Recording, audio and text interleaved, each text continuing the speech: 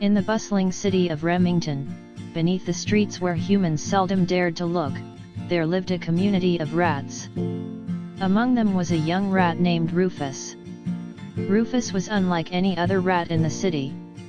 While most rats were content scavenging for food and avoiding humans, Rufus dreamed of something bigger. He wanted to become the greatest explorer the rat world had ever seen. Rufus would spend hours each day watching the world above from the safety of sewer grates, marveling at the towering buildings, speeding cars, and the endless crowds of people. He had heard stories from the elder rats about the dangerous world beyond, filled with traps, poisons, and predators. But Rufus was undeterred. The thrill of discovering something new was far greater than his fear. One evening, Rufus found an old, tattered map in the corner of the sewer. It was a map of the city's underground tunnels, but there were parts of it marked with strange symbols and scribbles that no rat had ever dared to investigate. Rufus saw this as his chance. Clutching the map tightly, he set off on an adventure that would take him far beyond the safety of his home. Rufus journeyed through narrow pipes, crossed treacherous currents of wastewater, and squeezed through gaps so tight that even the slimmest rat would have turned back.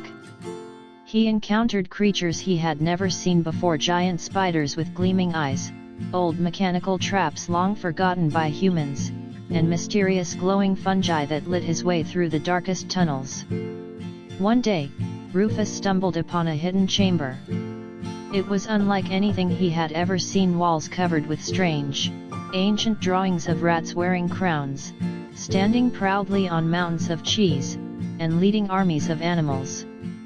At the center of the chamber was a large statue of a rat holding a scepter, looking wise and powerful.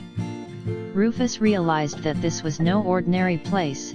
It was the forgotten kingdom of the Rat King, a legendary figure from rat folklore who was said to have ruled the underground long ago. In the statue's paw was a gemstone that sparkled like the night sky, a sapphire the size of Rufus's head. Rufus knew that this was a treasure of great importance. He carefully pried the gemstone loose, and as he did, the chamber began to tremble.